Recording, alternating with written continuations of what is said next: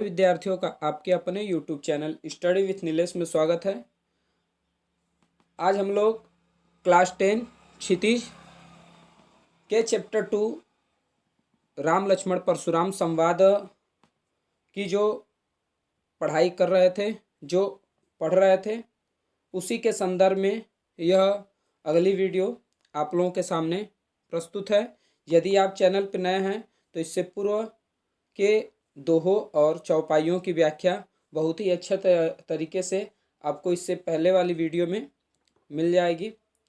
इससे पूर्व हम लोगों ने यह पढ़ा कि परशुराम जी को लक्ष्मण पुनः यह कहते हैं कि जो सूरवीर योद्धा होता है वह रण में युद्ध करता है, न कि अपना बखान स्वयं करता है।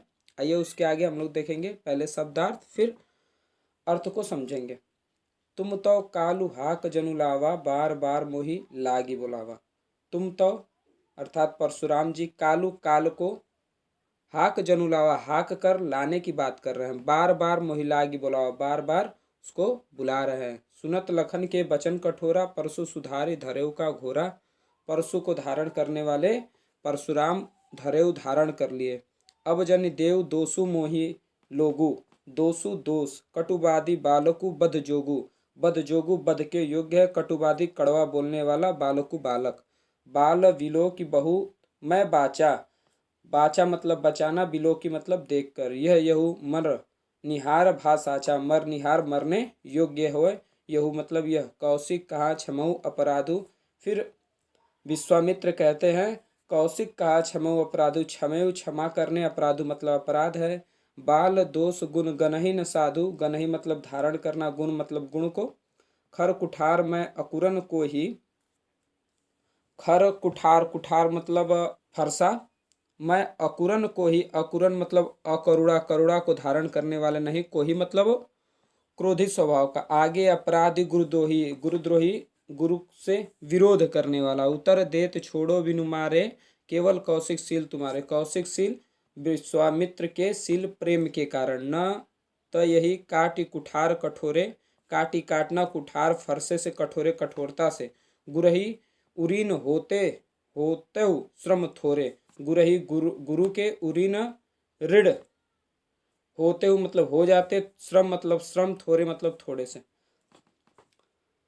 अब जब इससे पूर्व लक्ष्मण जी ने ये कहा कि आप तो अपने मियाँ मिट्ठू बन रहे हैं, तब पुनः लक्ष्मण जी बोलते हैं कि तुम तो कालू हाक जनु लावा, बार बार मोही लागी बुलावा। हे मुनिवर, हे परशुराम जी, ऐसा लग रहा है आप मृत्यु को मेरे लिए हाक लगा लगा कर बुला रहे हो। सुनत लखन के बचन कठोरा, परशु सुधारी धरेऊ का घोरा। इस प्रकार से लक्ष्मण के द्वारा कहे गए व्यंग को सुनकर परशुराम जी बहुत ही क्रोधित हो जाते हैं और अपने फरसे को अपने हाथ में धारण करते हुए बोलते हैं, अब जनि देव दोषी दोषु मोहि लोगु, कटुवादी बालकु बद जोगु। अब यह समाज मुझे, यह संसार मुझे अब दोष न दे, क्योंकि इसने खुद अपने कटु वचनों के सहारे अपनी मृत्यु को, अपनी मौत को बुलाई है। बाल बिलो की बहुत मैं बाचा, अब यहू मन रन मर निहार भाषाचा। मैंने इसे बालक समझकर कई बार क्षमा किया, परंतु अब यह मरने योग्य हो गया है। कौशिक कहा क्षमो अपराधु, बाल दोष गुनु गनहि न साधु। फिर उसके बाद विश्वामित्र तुरंत कहते हैं, हे प्रभु, आप तो साधु हैं, आप तो साधु है, और साधु कभी भी बालकों के अपराध पर ज्यादा ध्यान नहीं देते हैं, इससे और उन्हें क्षमा कर देते हैं। इसीलिए लक्ष्मण जी को भी आप क्षमा कर दीजिए। खर कुठार में अकुरन को ही, आगे अपराधी गुरुद्रोही। यह सुनकर परशुराम जी विश्वामित्र से कहते हैं कि खर कुठार में अकुरन को ही, कि तुम जानते हो मैं कितना कठोर और निर्दयी हूँ, मुझ में कितना क्रोध भरा हुआ है। आगे अपराधी गुरुद्रोही, और मेरे सामने जो यह खड़ा है यह मेरे गुरु का अपमान किए जा रहा है। इसके बावजूद भी मेरे हाथ में फरसा होने पर भी मैं इसका वध नहीं कर रहा हूँ, क्योंकि उतर देत छाड़ो बिनु मारे, केवल कौशिकशील तुम्हारे। क्योंकि हे विश्वामित्र, सिर्फ तुम्हारे प्रेम से, तुम्हारे सम्मान के कारण मैं इसे अभी तक छोड़ा हूँ, नहीं तो इसको अभी तक मैं जान से मार देता। न तो यही काटी कुठार कठोरे, गुरही उरीन होते श्रम थोरे। नहीं तो मैं इसे काट देता, बिना परिश्रम के इसे काट देता, और क्षण भर में मेरा गुरु दक्षिणा जो है वह पूरा हो जाता, मैं गुरु को अपनी दक्षिणा चुका देता। गांधी सुनु क हृदय हसी मनि हरिहरे सूझ, अयमय खाड़ न उखमय अजहु न बूझ अबूझ। गांधी सुनो, गांधी सुनो, गांधी के पुत्र अर्थात विश्वामित्र, गांधी के पुत्र अर्थात विश्वामित्र हंसी हंसकर, मुनि मतलब मुनि की बात को, हरिहरे मन के अंदर, सूझ मतलब सूझ कर, अयमय, अयमय मतलब कि लोहे से युक्त, खाड़ न उखमय, उखमय मतलब ऊख से युक्त, गन्ने से युक्त, अजहु आज न बूझ अबूझ।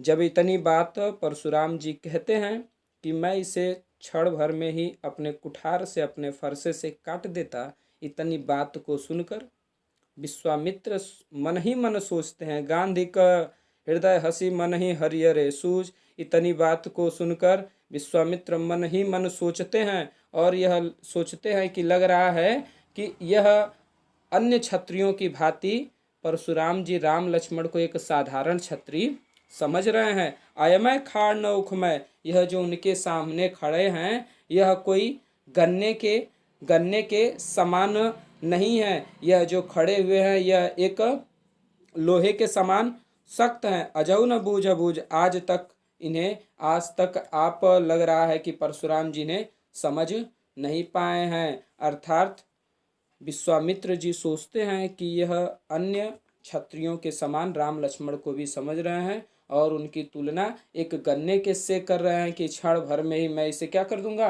काट दूंगा। लेकिन उन्हें यह नहीं पता कि यह गन्ने के समान कोमल नहीं है, जबकि यह लोहे के समान कठोर है। कौन? राम लक्ष्मण।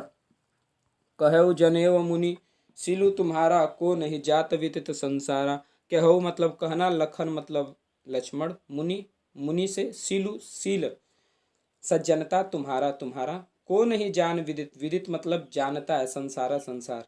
तब तक लक्ष्मण जी कहते हैं, कहु लखन मुनि सील तुम्हारा, को नहीं जान विदित संसारा। लक्ष्मण जी जब कहते हैं कि आपके सील के बारे में, आपके आचरण के बारे में कौन नहीं जानता, अर्थात पूरा संसार आपके आचरण के बारे में जानता है। माता पिता ही उरिन भय के, गुरु ही रहा सोच बड़ जी के, कि आपने अपने माता पिता के ऋण को कैसे उतारा है, यह बात पूरा संसार जानता है, और आप अपने माता पिता के ऋण से मुक्त हो चुके हैं। गुररिनु रहा सोच बड़ जी की, और अब आप गुरु के ऋण के बारे में सोच रहे हैं। सो जनु हम रही माथे गाढ़ा, दिन चली गए ब्याज बढ़ बाढ़ा। जिसको गुरु के ऋण को आप मेरे माथे के ऊपर गाढ़ा हुआ उपस्थित देख रहे हैं, जो कई दिनों से इसका ब्याज बढ़ता हुआ आ रहा है। अर्थात लक्ष्मण जी कह रहे हैं कि जो आपने अभी तक गुरु का ऋण नहीं चुकाया, उस गुरु के ऋण को चुकाने के लिए आप प्रयासरत कर रहे हैं, अब तैयार हो रहे हैं, इसीलिए आप मुझे मारने की बात कर रहे हैं। सब आनी व्यवहार ही बोली, तुरंत देव मैं थैली खोली। इसीलिए आप जब गुरु के ऋण को चुकाने की बात कर रहे हैं तो एक व्यवहारिया को बुला लाइए, एक व्यापारी को बुला लाइए, जो तुरंत ही इसका मोल भाव करे कि आपके गुरु का ब्याज कितना हुआ है। तुरंत देहूँ मैं थैली खोली, मैं तुरंत ही अपने थैली खोल कर उसको दे दूंगा। यह सभी बात लक्ष्मण जी कहते हैं। सुनी कटु वचन कुठार सम्हारा, हाय हाय सब सभा पुकारा। इस प्रकार से इतनी बात सुनकर परशुराम जी अपने फरसे को अपने हाथ में उठा लेते हैं लक्ष्मण को मारने के लिए। तब तक हाय हाय सब सभा पुकारा, पूरी सभा हाय हाय करके पुकारने लगती है, बचाने के लिए लक्ष्मण जी को पुकारने लगती है। भृगुवर परशु विदेव देखावहु मोहि, विप्र विचारी बचौ नृपद्रोही। भृगुवर परशु देखावो मोहि। फिर लक्ष्मण जी कहते हैं कि हे भृगु के पुत्र अर्थात परशुराम जी, आप मुझे बार बार यह फरसा दिखा रहे हैं मारने के लिए। विप्र विचारी बचौ नृपद्रोही, अभी तक आप सिर्फ एक ब्राह्मण होने के नाते अभी तक बचे हुए हैं।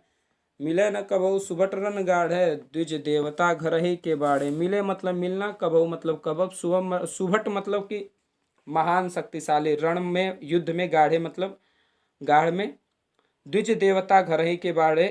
तब लक्ष्मण जी कहते हैं कि मानो ऐसा प्रतीत हो रहा है कि आपको अभी तक युद्ध भूमि में किसी पराक्रमी से पाला नहीं पड़ा है, इसलिए आप अपने आप को सूरवीर समझ रहे हैं। अनुचित कही सब लोग पुकारे, रघुपति सैन लखन निवारे। फिर इतनी बात कहकर सब दरबार में उपस्थित लोग अनुचित अनुचित करके पुकारने लगते हैं कि राम लक्ष्मण जी अनुचित अनुचित बातें कर रहे हैं। इतनी बात को सुनकर रघुपति शयन लखन निवारे, रघुपति जी भगवान राम जी शयन चालाकी से लखन मतलब लखन को निवारते हैं, निकालते हैं, उस मुश्किल से लखन को निकालते हैं। और श्री राम जी अपने आंखों के इशारों से लक्ष्मण जी को चुप होने का इशारा करते हैं। लखन उतर आहुति सरिस, भृगुबर को कृषाणु, बढ़त देख जल सम बचन बोले रघुकुल भानु। लखन लक्ष्मण द्वारा उतर जाने पर आहुति मतलब आहुति यज्ञ में दी जाने वाली समिधा आहुति, सरिस समान, भृगुकुल कोपु भृगु परशुराम जी के क्रोध के, कृषाणु मतलब यज्ञ में, बढ़त देखी बढ़ता हुआ देखकर, जल के समान, बचन बोले बचन बोलने वाले, रघुकुल भानु अर्थात रघुकुल के भानु के समान, सूर्य के समान भगवान राम। फिर इस दोहे में जैसे ही लक्ष्मण जी परशुराम जी को व्यंग बोलते हैं, तुरंत चालाकी के साथ रामचंद्र जी बोलना शुरू करते हैं और कहते हैं लखन उतर आहुति सरिस भृगुकुल कोप कृषाणु। लक्ष्मण की जो बातें हैं वह परशुराम जी के क्रोध के यज्ञ में आहुति का काम कर रही थी, उनके क्रोध को बढ़ा रही थी। बढ़त देखी जल सम वचन बोले रघुकुल, इस प्रकार से उनके क्रोधाग्नि को बढ़ते हुए देखकर भगवान राम अपने शीतल कोमल वचनों से कहना शुरू करते हैं। इस प्रकार से यहीं पे तुलसीदास द्वारा रचित अवधी भाषा में बालकांड का राम लक्ष्मण परशुराम संवाद यहीं पे समाप्त हो जाता है। धन्यवाद।